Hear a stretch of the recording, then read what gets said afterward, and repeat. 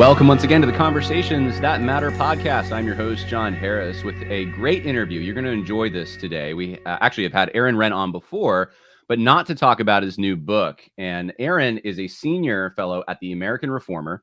He's the author of Life in the Negative World, which is the book we're talking about. And you can find out more at aaronrenn.com. Welcome once again, Renn. Good to see you. Thanks for having me on. My pleasure. Well, I read your book. I'll hold up a copy of the book so people can see it. Oh, there you go. There you go.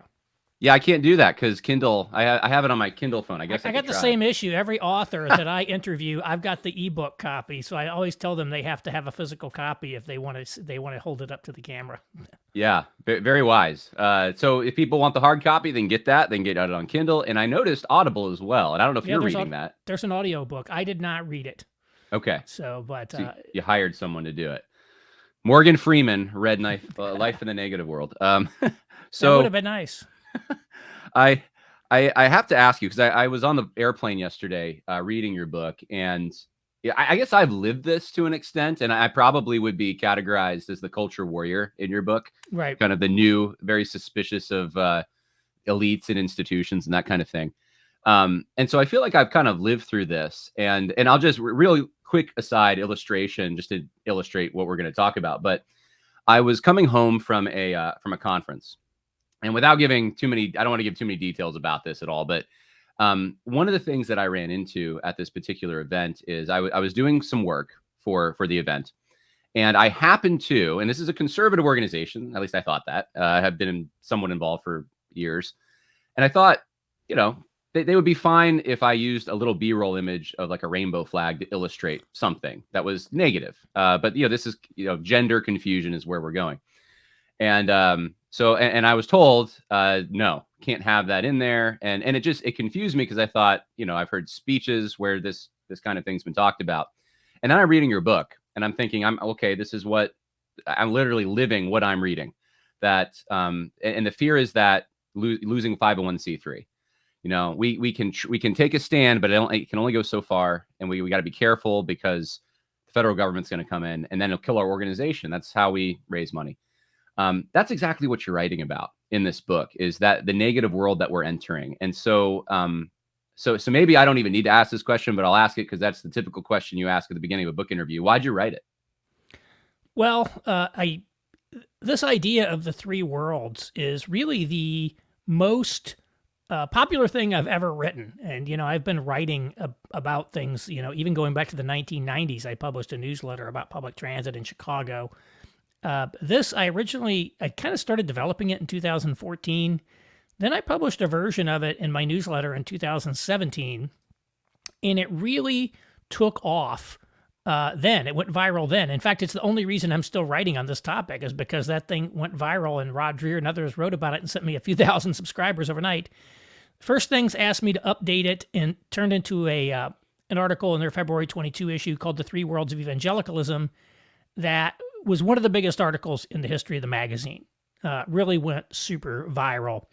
And so I really wanted to take that and turn it into a book, both to be able to expand on the thesis a little bit and also to address the what should we now do. So it's like one thing to give the framework, it's the next thing to do, what should we do?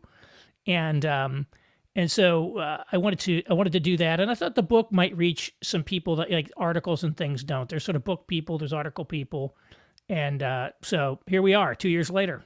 Yeah, I remember actually reading this, and I actually thought that Rod Dreher had come up with the idea because I remember Rod Dreher talking about this before you, but you actually were the first one to talk about this, and he took it from you then. That's what I'm understanding. Right. Well, I mean, his Benedict option sort of has a similar sort of kind of predicate, if you will, similar ideas.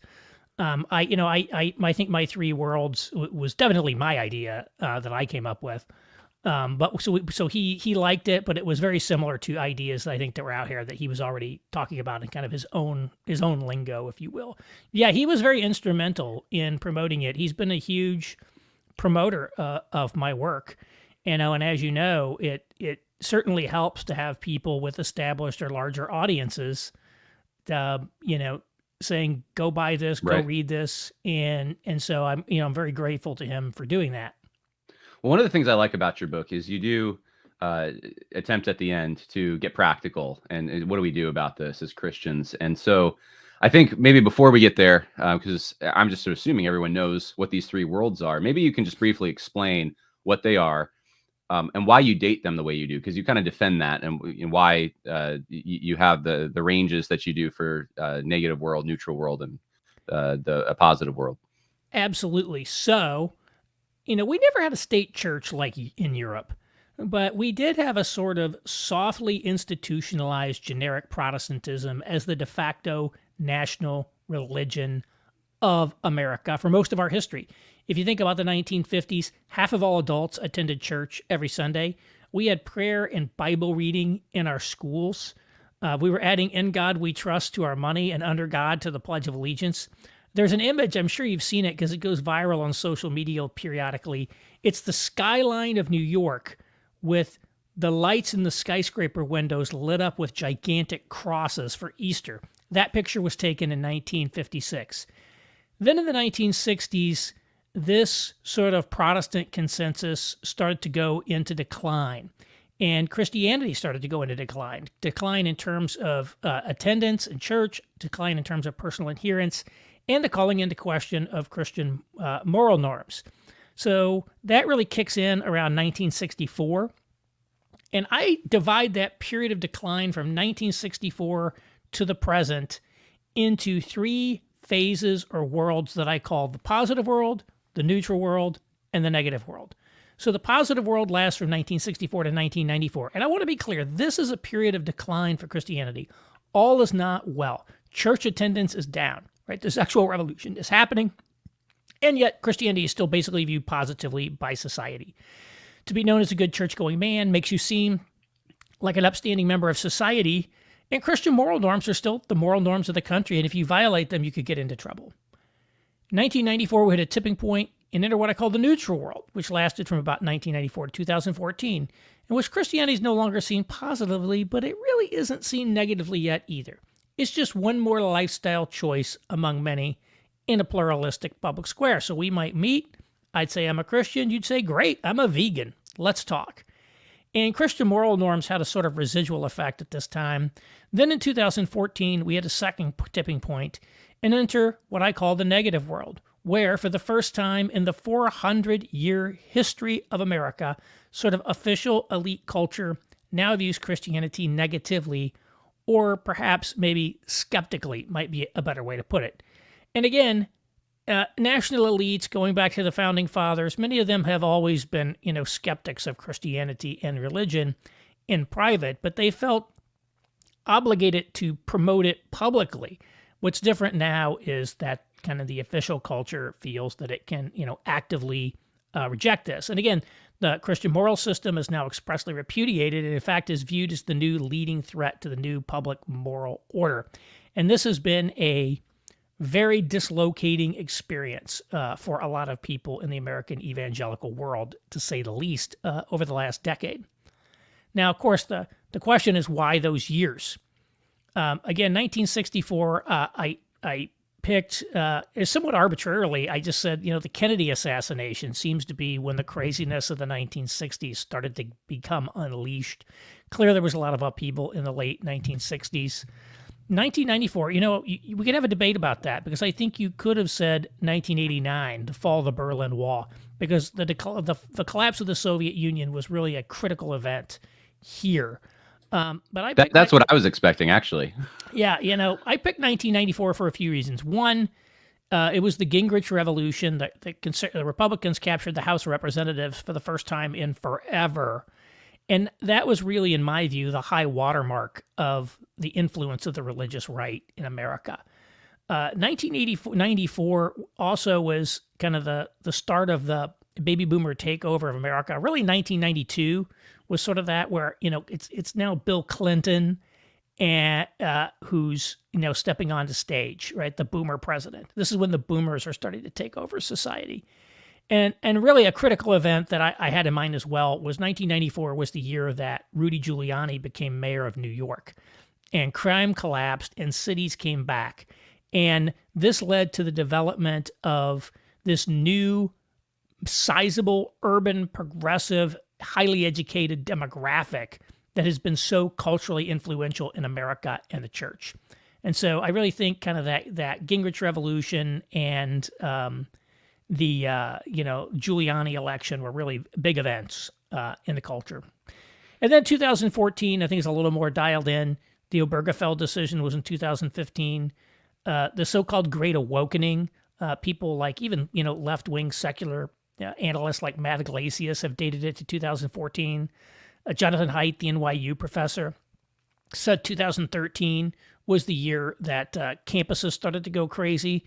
Clearly, there was a major rupture during President Obama's second term that predated Donald Trump.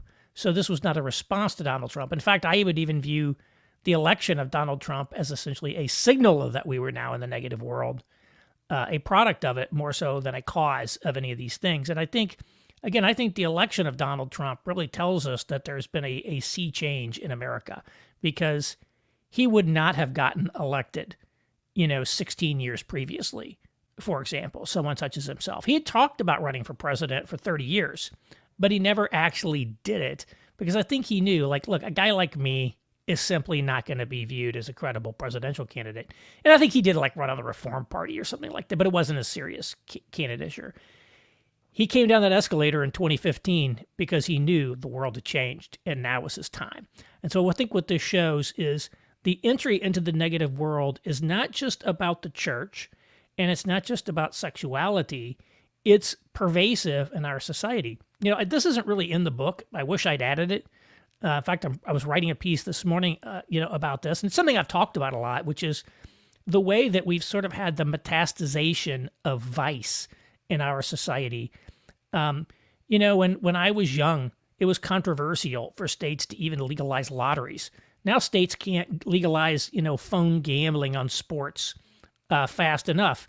You remember when Pete Rose was banned for life from baseball for betting on games? And now the leagues are actually getting a take off the gambling. And, sort of clean-cut all-American boy types like Peyton and Eli Manning are flogging the gambling apps.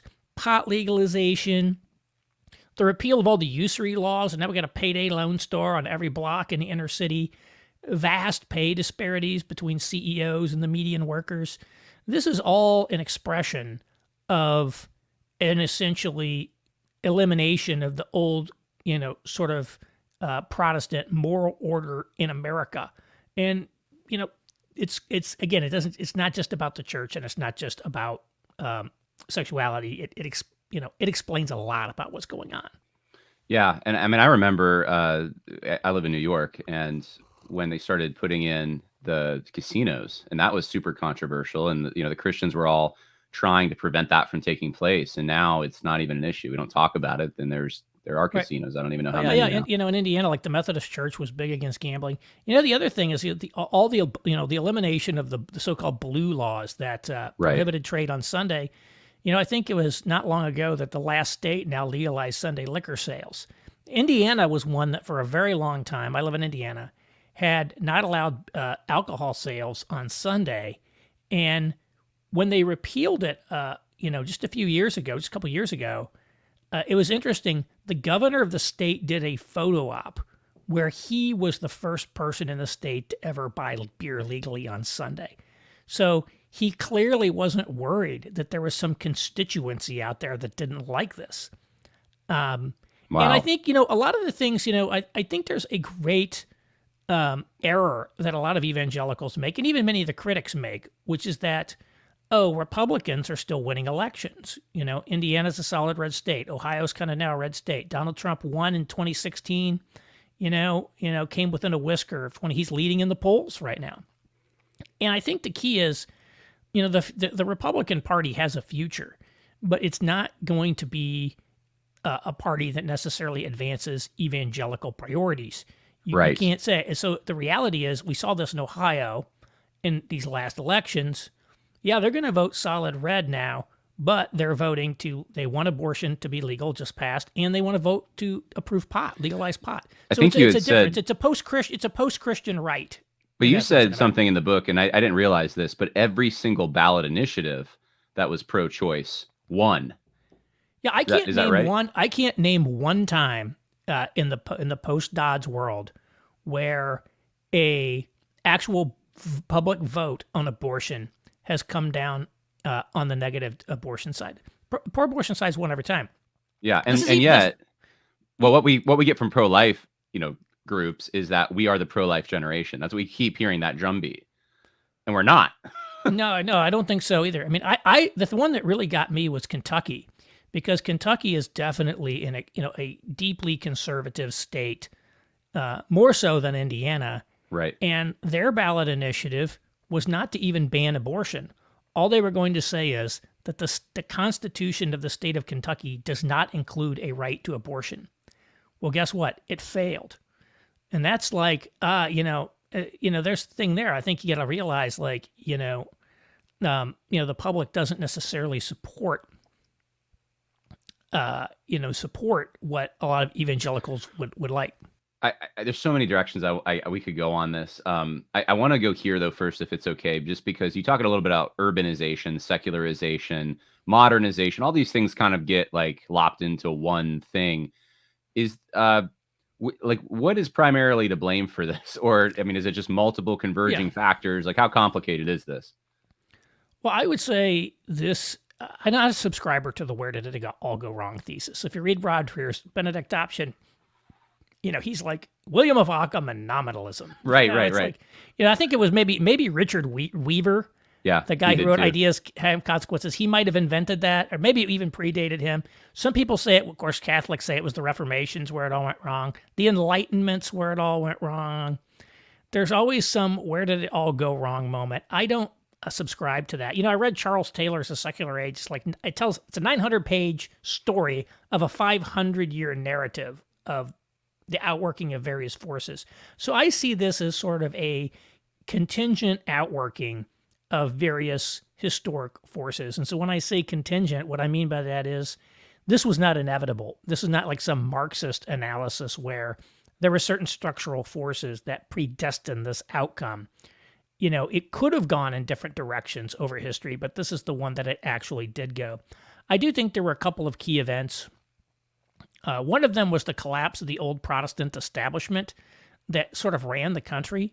Up through the up around 1960 or so. The collapse of the establishment in the 1960s really removed a major bulwark that had sustained a sort of Protestant identity among America's elite. A second one was, of course, the collapse of the Soviet Union. I mean, why were we adding "In God We Trust" to our money, or "Under God to the Pledge"? It's the Cold War is happening in the 50s. Communism is this atheist materialist system, and Christianity is deeply bound up with America's moral campaign against the Soviets. With the Soviet Union now gone, after, 1989, you're getting into a different world, and it sort of frees up American elites, American cultures to essentially unbundle Christianity from what it means to be, a Western liberal democratic society. Yeah. So let me ask you this. You mentioned Trump and evangelicals. You actually say this. This is on page 36 in your book. You say the culture warriors and the religious right who persisted through the neutral world have evolved towards Trumpist populism in the negative world, which I think you're right about. One of the things you'll hear from the left, even the evangelical left, if that's a thing, is that evangelicals have sold their soul to support Trump. And I don't know whether it seems like some of the things you say, I'm wondering if you're kind of backing that up, or if you're just saying that this is just the world we live in and the options are limited. But I want to ask you about that, because I guess the way that I've seen it is that it's more of a culture siege, and the inner ring has been taken, and that this ship on sexual ethics has kind of sailed. And so evangelicals are now part of this coalition. They're not running the ship, but they want to be on the ship that has their best interests in mind. And maybe that's the best we can do. And I don't know if you have an opinion on that, but how do you see it? Well, again, I do think it's important to say, the culture warriors have changed. I mean, during Bill Clinton impeachment, they would have said, Monica Lewinsky scandal, character is paramount in a political leader, and a guy like Bill Clinton simply lacks the requisite character to be president. Full stop. Nothing else matters. And of course, when it, now today, all of those people, are essentially Machiavellian in, some sense. And it's like, well, there's no good choices out there, and we can't let Hillary win, can we? So I think there is a sense in which there are not going to be any candidates that meet with say evangelical approval really in many cases. And so what are you going to do? So you do have to kind of operate in that kind of world. And I think there are a lot of people who sort of said, look, Roger would be a guy. He's like, look, I didn't like Trump, but the reality is I'm going to vote for him because the alternatives are much worse. So there's sort of people that said that. But I think, here's what I would say. I think there are people who have just gone all in on Trump, in ways that are very unseemly. Sure. And I cited an example in the book, of Rick Perry doing this, the former Texas governor. Yeah. People talk about Trump in literal messianic terms, Trump himself, released an ad that was a sort of a takeoff, if not really a parody, but a takeoff of the famous Paul Harvey "God Made a Farmer." Only it was God. Wait, he released that? I thought that was a fan made that. Well, that was him? Somebody made that. I think he okay. made it. Well, whatever it is, whether he made it or somebody else made it, it tells you. And the whole idea is God made Trump. And it's very messianic in the way he talks. It talks. So, God created someone who would never fail them or forsake them. God made Trump. That's just totally ridiculous. Right. And so I think that, people, there is a group of people who've sort of, gone all in on defending Trump in ways that I think are unseemly. I really do think, candidly, I read Tim Alberta's new book, The Kingdom, the Power, and the Glory. And although I think, he's clearly over the top and, deeply hostile towards, conservative evangelicals and completely unfair, I think we had to acknowledge, there are some issues there that are legitimate, and, plenty of hucksters, plenty of Paula White type people, right. Michael Flynn, plenty of grifters on these tours. I mean, totally insane people out there, and there's more than just a handful of them. This is not the Westboro Baptist Church or somebody like that you can look at them and say, look, they don't represent any constituency. They truly are an outlier. This is like clearly several million people, right? There are a lot of evangelicals who are into QAnon. Now, what I would say is the sort of left evangelicals, I think that they're completely unwilling to criticize themselves. I was looking through. I don't know if you know who the Veritas Forum is. Yeah. So they're one of these neutral world organizations founded in the early '90s. They do these little events on, elite campuses and things like that. And they were going to do one on critical race theory with this guy named Neil Shenvi, who's sort of an apologist. And they had to cancel it because he got attacked. And I'm like, okay, they won't have this guy who's a critic of critical race theory. Who else have they looked at? And I saw that they hosted an event with Peter Singer. And Peter Singer literally believes, they hosted it. I mean, it's on there. Peter Singer. I assume it's the Peter Singer. This is a guy who supports post-birth infanticide. Yeah. I mean, it's like, they'll do it. It's like you can believe, and you can be anything on the far left extreme and still be somebody who's worth engaging in a sort of good faith way, while they go crazy on the right. And right. You see it. They go insane. So and so I think that these people themselves, and one of the things I clearly say in the book, I mean, I think they are basically working towards synchronizing with the culture as much as they can. They're doing everything they can to align themselves with, not against the culture, and are deploying a whole slew of sort of rhetorical tricks, in order to soften anything that might get them in trouble. With that, and so I don't think their critiques are entirely invalid, to be quite honest. On the other hand, they themselves have a lot of logs in their own eye that they need to take out. Sure. No, I agree. And the Trump thing, I don't want it to all be about Trump, but I know that's the sticky issue this year that evangelicals, again, are navigating. And I think that I guess the expectation is set for some, as you've just articulated, that group there's maybe millions of them, that Trump's going to reverse all of this, that he can solve all these problems and take us back to positive world somehow, which is crazy. Um, but I guess I'm wondering whether or not it's just something that evangelicals should just accept, that we live in Pottersville, Right. basically. Like, we were in Bedford Falls. Maybe you could have called your book, I guess, living in Pottersville or From something. Bedford Falls to Pottersville. No, Exactly. I think How do we survive in Pottersville? We know that our guy is not even going to he's not going to get out of the primaries if we have an actual evangelical with evangelical convictions. So who do we rally behind to try to just preserve our daily lives? No, I think that's like legitimate. And I think, Yeah. frankly, most evangelicals are going to come down on the side of voting for Trump. Yeah. And I Yeah. don't think, that is a beyond the pale decision by any means. And, there are some people who are they're absolutely, the Trump derangement syndrome is real, for a lot of people. And they're crazy. The other thing is, I spent most of my adult life in Chicago and Manhattan. So I feel like I have very good insights into how people think there and what's going on in those cities. And the reality is, I can understand why the incentive for those evangelicals who are in those urban centers or college towns is to behave in this way. Because if you're living in sort of rural Indiana, a place like that, and you're like all in for Trump, well, that's kind of no big deal for you. It's unpopular, but you were never that popular to begin with. But if you're an urban, if you're a elite city urban evangelical, and the evangelical brand is 80% voting for Trump, you are like going to get some serious static from that. And so I think they're very keen to put as much daylight as possible between them and other evangelicals.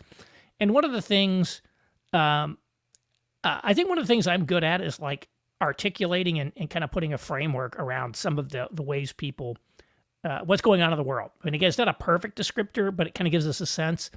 And I wrote a piece last summer where I said, look, here's what's going on in the evangelical world, particularly in this sort of big Eva, elite realm.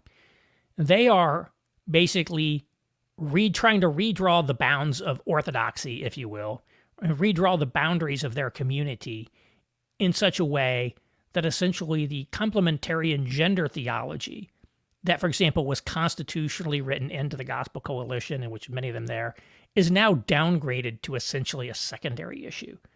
It's not that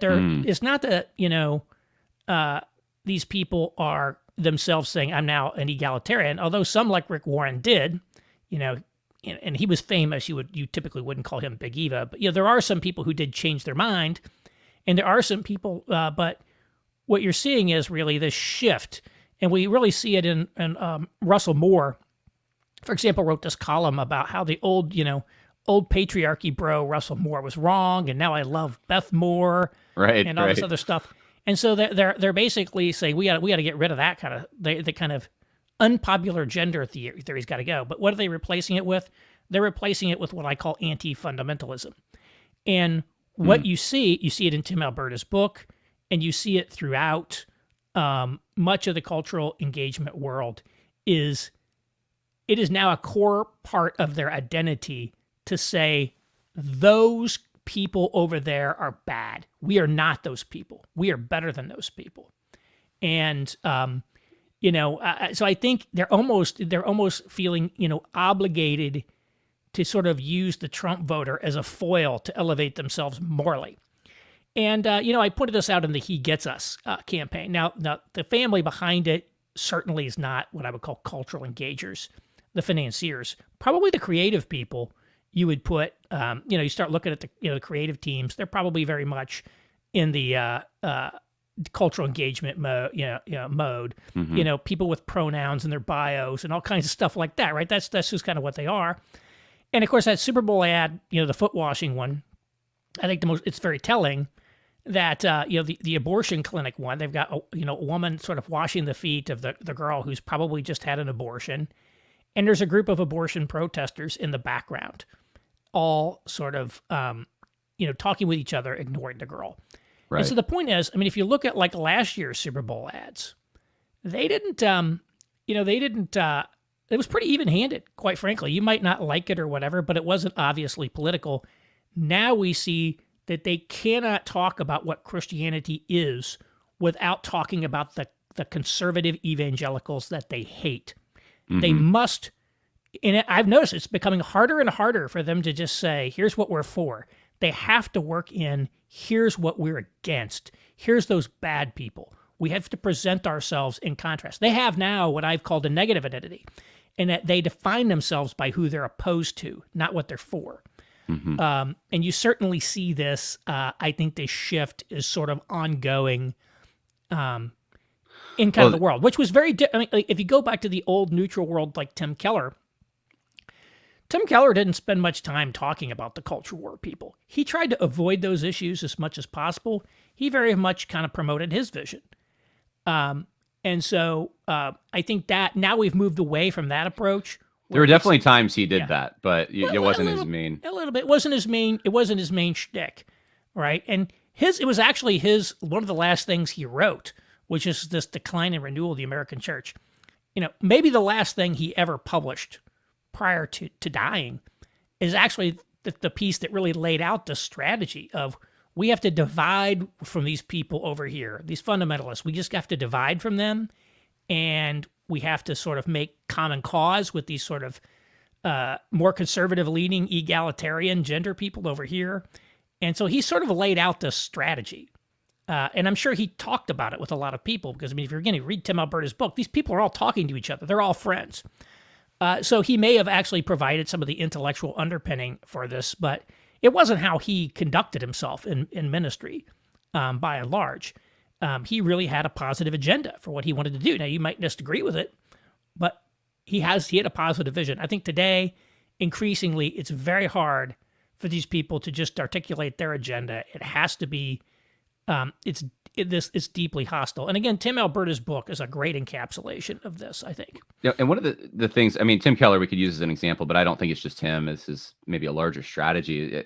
Most people don't know this about him. I'm sure you do, but he was a pastor of kind of a small town church in Virginia before he went to Manhattan. And one of the things it seems to me like he offered, and I think maybe evangelicals more broadly who are in those circles would like to offer, is kind of this comfort, this place of belonging, kind of down home feel, because we know we've lost something. And so providing that core basis, but without offending urban sensibilities.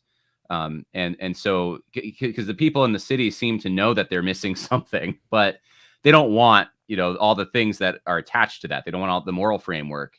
And so he provided maybe a path forward there. And now that's getting exported into rural communities. This is a strategy not just for the urban areas. It's now, and maybe that's where it started getting more controversial. And the podcast you're on right now, I mean, people like myself have been critical of that, because perhaps it was more rural and small town and suburban churches who somehow now felt like, this isn't us. Why are we being forced to not take stands that we've taken for a long time, or take new stands that really aren't relevant to us on social issues?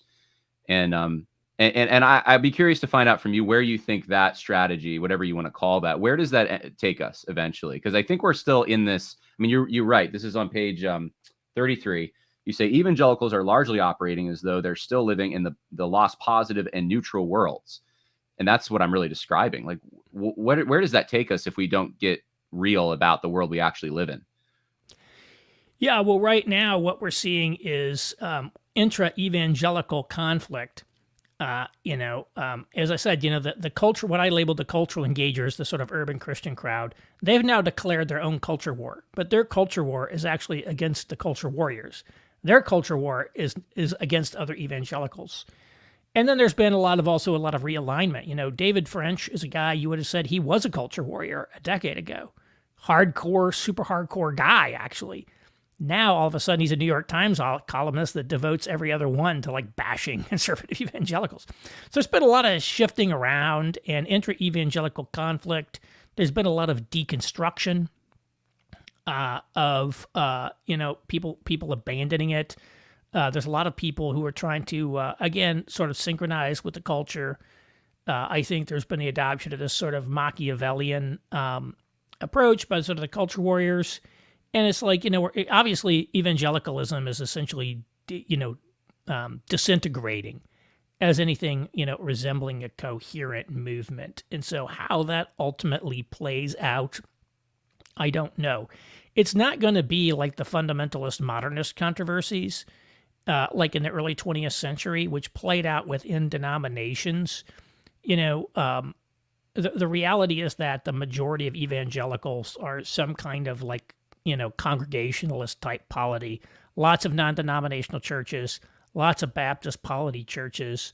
And so it's, uh, even if the quote unquote denominations, you know, go in directions people don't like, that doesn't necessarily affect our church, in the way that like the Northern Presbyterian Church would have Mm-hmm. been. So, and most evangelicals are not in those environments. So, who knows what's going to happen. But it is certainly, certainly kind of cracking up, as we see. So let me pull you out of the neutral observer, Aaron Renn, who's making his diagnoses, and pull you into the opinionated Aaron Renn, because you talk about in this basically half the book, almost like what we should do as Christians in Pottersville. And you have a whole list of, if I can pull it up here, I know I made a note of it, and it's a number of things. You talk about, let's see, that we need to look at economic, not taking, I shouldn't say taking, owning land, owning property, excelling in business enterprises and intellectual enterprises, and coming up with, it's really a multi-pronged approach, coming up with alternatives where we can, using power where we can. So if we could boil it down to just a few things for this audience, that Joe, who's driving a truck right now, might be listening, let's say, and he's homeschooling his kids, or his wife is, as much as they can, and he's just like, what can I do? I feel helpless. What can Joe do? Oh, he's doing one of the things right now, which is opting out of the mainstream institutions of society in favor of, his own alternative, say homeschooling, for example. So I'm expecting that a number of evangelicals are simply going to withdraw from some of these institutions like public education that are considered kind of corrupt.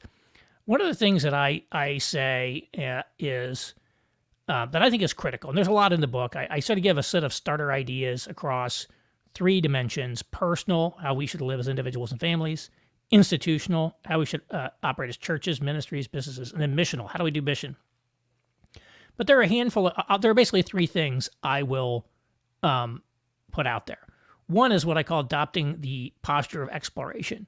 The truth is, like the origin story of Willow Creek Church in suburban Chicago, like almost like the mothership of seeker sensitivity, was that founding pastor Bill Hybels went door to door in suburban Chicago asking people why they didn't go to church, and then he built a church that was designed to, answer all the objections to people going to church, and it worked.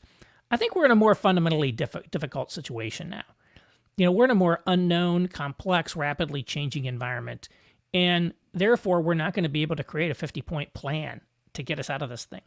And we're going to have to like really live out those verses around things like walking by faith, not by sight, or trusting in the Lord with all your heart and leaning not to your own understanding, because I think we're really getting into, the example I use is the Israelites crossing from the wilderness into the promised land. These are people who all they'd known was the wilderness. Wasn't necessarily great, but it was familiar, and they had some nice things like manna showed up every morning. They have to worry. Now they're going into the unknown, and that's us. And so there's that line from Joshua: "Follow the ark, because you have not been this way before." And I think that's sort of the way we got to be thinking. A second one is to sort of strengthen our own churches as a sort of counterculture or new moral economy, moral community. Culture war was very focused on transformation, on trying to, bring the moral economy of the world into alignment with the moral economy of the church through politics. The seeker sensitives and the cultural engagers were trying to be relevant to people, trying to lower the barriers to get people in the door. And so I think we shouldn't necessarily abandon those efforts completely, but we need to have a shift in emphasis towards being a counterculture, towards having our own culture that is distinct. If we're living in Pottersville, how can we create a pocket of Bedford Falls in our own communities, in our own churches, where we operate by a set of different principles and paradigms than the place around us? I think it's very important. In fact, again, I was writing a piece on this morning. I think one of the things we have to do, and this is hard because it's it's hard because for evangelicals who are very, biblicist, if you want to call it that, if you don't have a proof test that proves something is a sin, it's kind of hard to tell people not to do it. But I think we need to reject vice. We just shouldn't, we shouldn't be gambling. We shouldn't be smoking pot. We shouldn't be watching porn. That's an easy one. Well, I think there's a lot of things that we should reject. Not in the sense that we have to go up pick fights with other people who are doing them, but like that's not what we're doing. We're living by a different profanity. Profanity. That was one of my things. Yeah. We don't do profanity. And maybe my controversial one, we shouldn't get tattoos. That'd be when I say, let's not get a tattoo, Yeah. And it's like Paul said, all things are lawful, but not all things are profitable. And I think we should adopt that. And you could easily say, well, look, is it a sin to buy a lottery ticket? I don't think that it is. You could say that. Other people may differ, and you might say, well, can everybody? Does everybody who smoke pot like turns into a criminal? Or it's like no, like there's lots of people who smoke pot and they're fine. But here's what I would say: just even think about it this way: do you want to live in a neighborhood, right, full of tatted up potheads who are always watching porn when they're not gambling on their phone with the big game, and when they walk down the street, every other word out of their mouth is the F-bomb? That's probably not a great community. I don't think realistically most of us probably don't want to live there. Right. And, we're already seeing this. Like, the exit from the cities, like I'll tell you, one reason families are leaving cities, you got kids, like there's pot smoke everywhere. Clouds of pot. So you can't walk. You walk down the street. I don't know how often you go into New York City. It's like pot is. No, everywhere. I don't need to go into New York City because where I live, I can cross the bridge into Poughkeepsie, New York, which is about an hour and a half north, and I get the same experience. Yeah. It's like, and I'm not saying that there's literally no pot smoke that I ever smell where I live now, but much, much less. I mean, do you really want to be pushing your stroller through a cloud of pot smoke? Right. In your neighborhood? And I don't think so. So I think that this reality is like, those are the sorts of things, right? It's just here's a different way of life that we have that is different from the rest of the world. This is a question on my mind because I love hearing this because I think we do need to be more aggressive and realize that the world around us is hostile to what we believe and take a stand. It's not even just hostile to what we believe. It's hostile to living a healthy, flourishing human life and to good communities. Yeah, it's not good for anyone. It's not good for anyone. And that's why basically a lot of the anti-vice push that I see is actually coming out of secular society. There's a lot. It's kind of hip now to say you don't drink. You've probably noticed that every cool restaurant now has an extensive mocktail list. You could buy your $15 mocktail. And, then all the kind of online right guys are like so anti-porn. No seed oils. No seed. It's like, it's like the whole thing. It's like, well, it's crazy. Like, why are they the ones doing that? Right. Why can't, and again, maybe your list isn't my list, but maybe there's, you could make your own list. I didn't put on there no drinking, but I think it would be straightforward. To kind of say, a lot of places that come from these Baptistic backgrounds already kind of have a sort of culture of like not drinking. And I think a lot of it's still true mostly of people who work for the church. I think a lot of people actually do drink, but if you're like a pastor or you work for a seminary, you don't drink. But I think I'm not, that's not going to be personally on my list, although certainly drunkenness should be avoided completely. Nevertheless, you could say this, look, we're people who don't drink. That could be something for your community. I don't think every community is going to come to the same list. Obviously, you got to reject sin. That would be a commonality. But there might be other ways. Like this is how we choose to live in order to sustain a healthy life for ourselves and our children in this world we live. Well, and my list might even look different. I think video games would be, we don't really, we're not addicted to video games. We're not gamer types. Like that's one thing that and nothing against gamers, innately, but I just think how much time is actually wasted when you get too addicted to those things. So there's so many I would things. add that to my list. No video Would games. You? No video games. So now that you've been properly pegged a fundamentalist curmudgeon, this is the question I have though, because we have to be in the world, not of the world. And my wife and I were actually just having this conversation because we have a little one on the way, our first.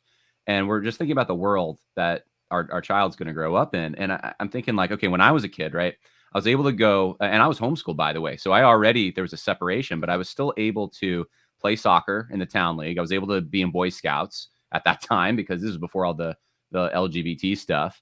Um, if I wanted to be a volunteer fireman, my brother was, I could have been, and it wouldn't have been, a terribly corrupting influence. I could have, there would have been some rough characters, but I can maintain my Christianity there. And there's just a lot of things that I could do to be involved. And I think that's a good thing. We want to be involved in our communities in positive ways.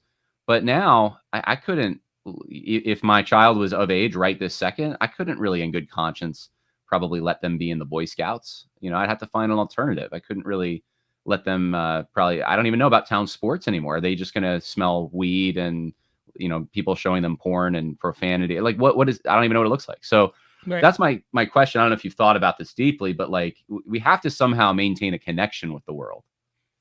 Yeah. I mean, I don't view that we need to be, like Amish like withdraw from society. I think, in some cases, we do need to withdraw from some mainstream institutions.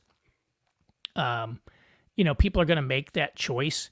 And I think the key is, it's not that you must, like, I'm not one of these people who says you can never send your kid to a public school. What I would say is, though, we should feel free to view these institutions sort of transactionally. That is to say, does it work for us? Does it not work for us? And there's a lot of gaslighting of people to try to keep evangelicals, or even like quite apart from being, evangelicals, kind of like, conservatives invested in these mainstream institutions.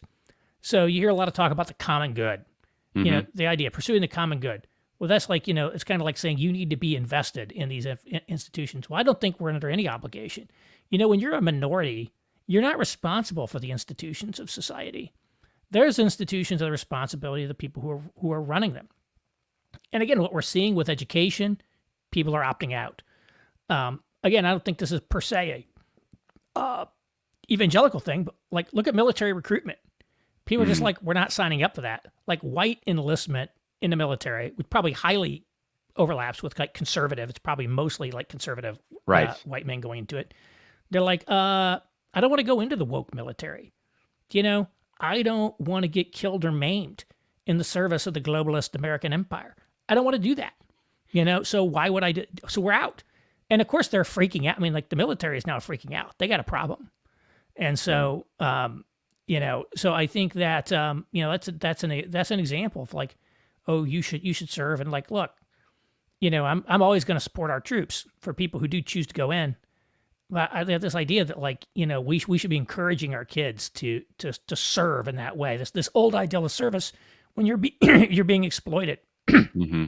So maybe wealthy, hedge fund managers aren't sending their kids, right, to get to get their arm blown off by an improvised explosive device. They're the people who are demanding that your kid gets sent there to have that happen to them. Let them send their kids.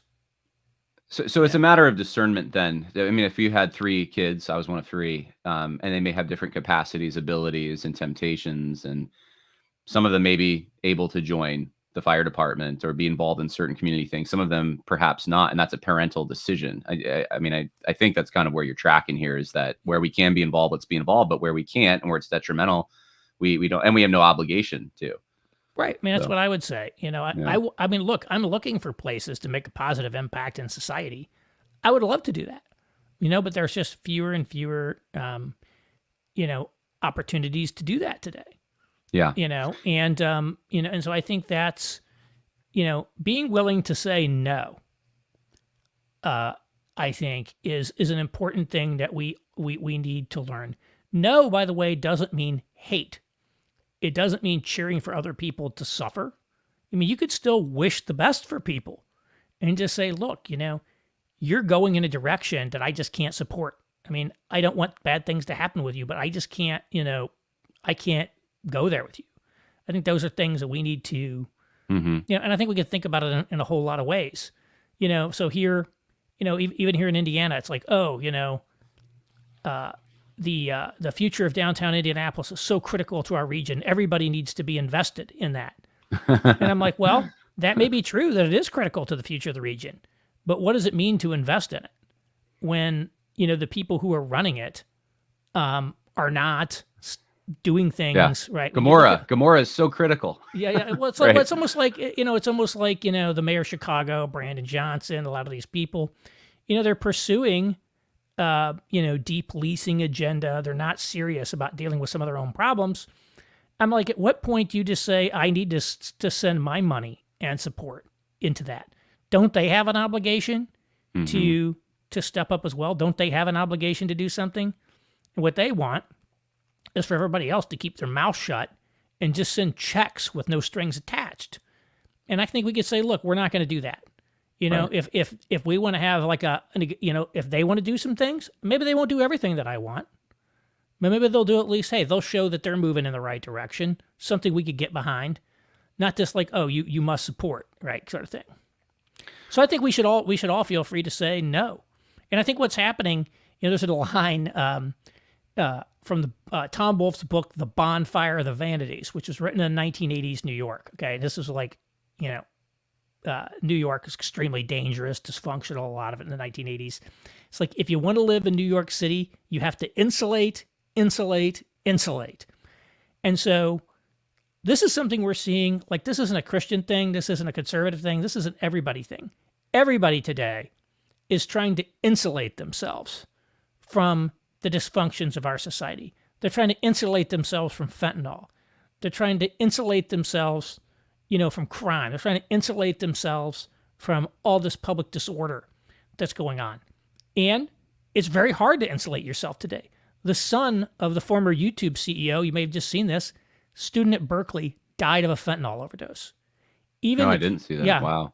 Happened yesterday. It was just talked about. Like, here's like someone who comes from the richest, most privileged background and at elite school, still dies of fentanyl. Like, this idea that these things are not just dysfunctions of people at the bottom of society is not true. And, so everybody is now looking. They're saying, how do we insulate ourselves from this? And I think this sort of insular, privatized approach to life is not what's healthiest to society. It's better to have a high-trust society where people are contributing and investing to that society because it's good for everyone. It builds up society. But unfortunately, it's like the prisoner's dilemma. And this is what happens in a lot of countries around the world. They're low-trust societies. And when you have low-trust society, it dramatically inhibits, economic growth, many other things. And again, this is far beyond my book and Christianity, but like, that's where we are. We're in a society where trust is eroding. People are turning away from the public towards the private. They're trying to insulate themselves from dysfunction. And that's what happens when you let your country turn from Bedford Falls into Pottersville.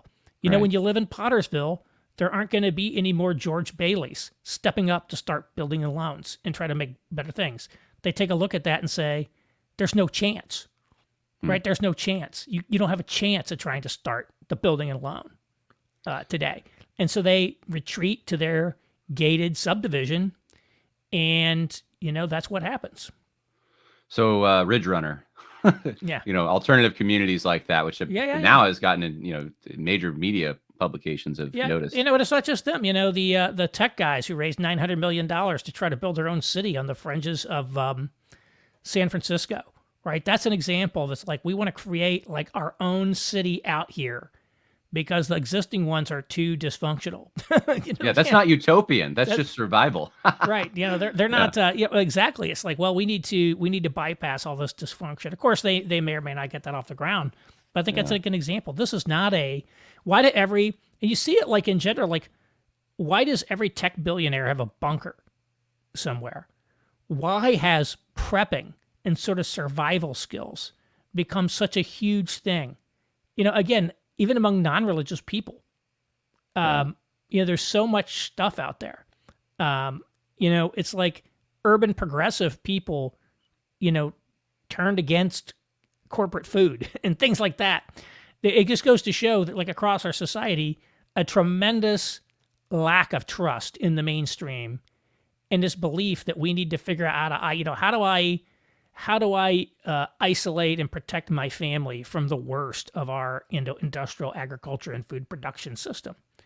And it's like, again, the wealthier you are, the more you're able to insulate yourselves from that. And of course, there's a lot of talk about high housing prices.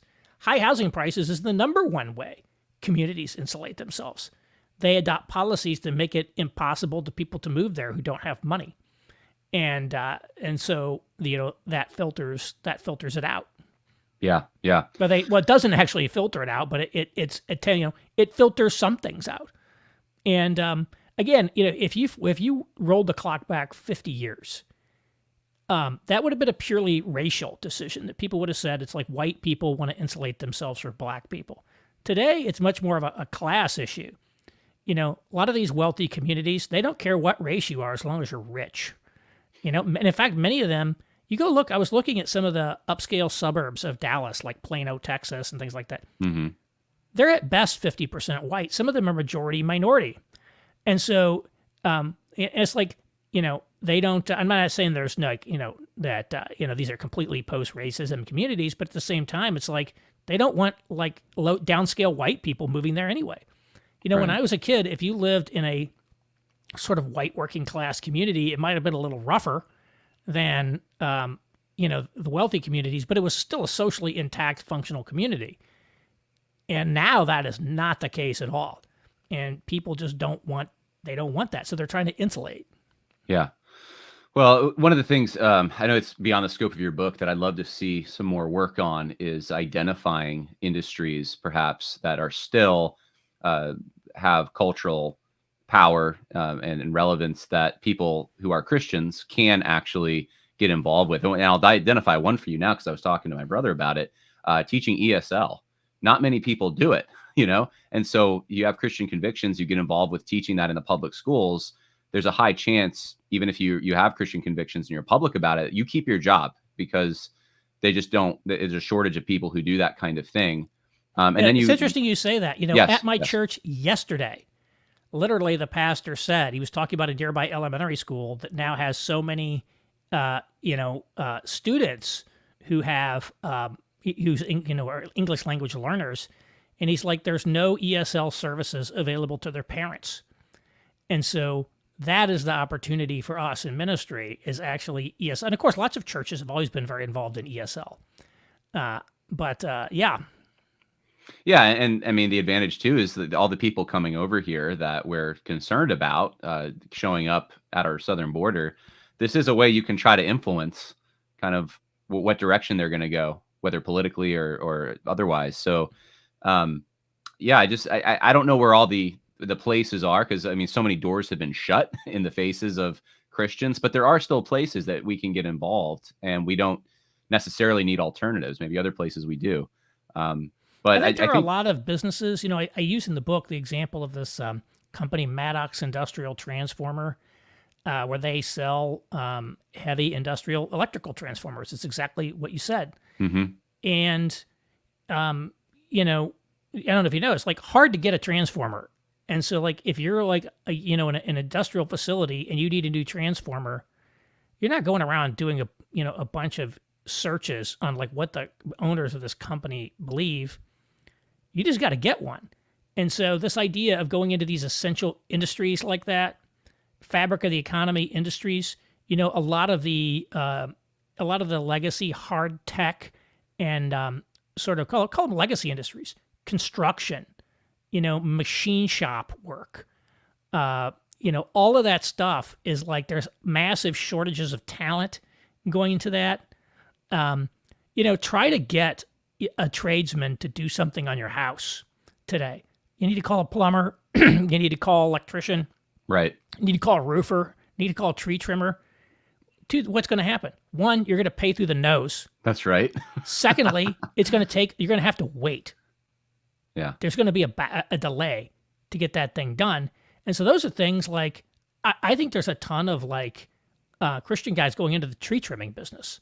Where I grew up in Southern Indiana, my church operates sort of a halfway house type thing for ex-offenders. They do a lot of work with ex-offenders. A lot of those guys are going into the tree trimming business. There's huge demand for it. It pays well. You get to be your own boss. And, there's a lot of stuff like that. Yeah. The reality is, right, when you have a plumbing problem, you don't have the luxury of being able to, discriminate. You got to like bring in somebody to fix it. Right. And so I think there's huge opportunities throughout the economy in many of these kinds of businesses. So identify those in the area you're in, and get to work. Well, I appreciate the book. I think it really opens this conversation, and it gives us what I guess I appreciate the most is it gives us a healthy dose of reality, and that's what we need. We can't keep pretending that we live in a neutral world. We don't, and that may change the way we live. So if people want to find out more and get your book, then go to aaronrenn.com. And I appreciate it. Thank you, Aaron. Yeah, thank you very much. Hey everyone, thanks for listening to the podcast. I want to take a moment to share with you a little bit about Ridge Runner. We're at one of the properties right now. There's a number of plots actually before us, as you can see, that border the Cumberland River. So we're in an area where this plot would be, I think, more for people who want to garden. Is that right, Josh? Yeah, this plot that we're standing on is over 5 acres. So you can have some livestock on it, you can garden here.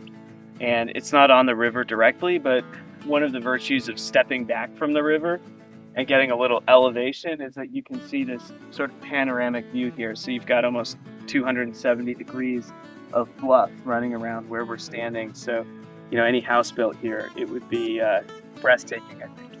Oh, it's breathtaking right now. What about the local government situation? People who are trying to move to a place like Kentucky, maybe escaping a place like Nashville or LA or New York, they want to make sure that their freedoms are protected, that the local government's not going to be tyrannical like the place they came from. I mean, this is the local government. You don't think much about the government. I mean, you don't get taxed very much.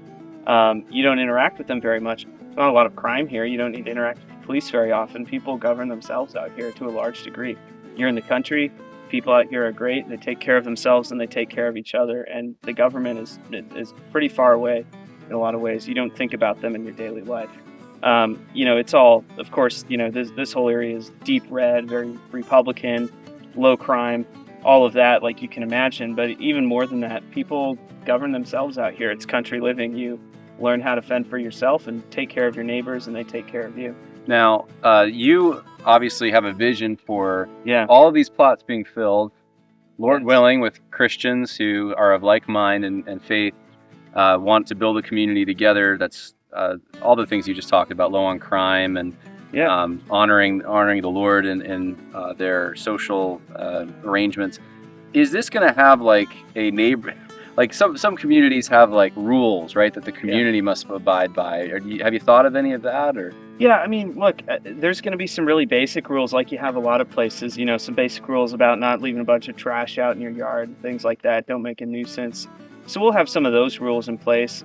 We can't discriminate in who we sell to, and we don't do that.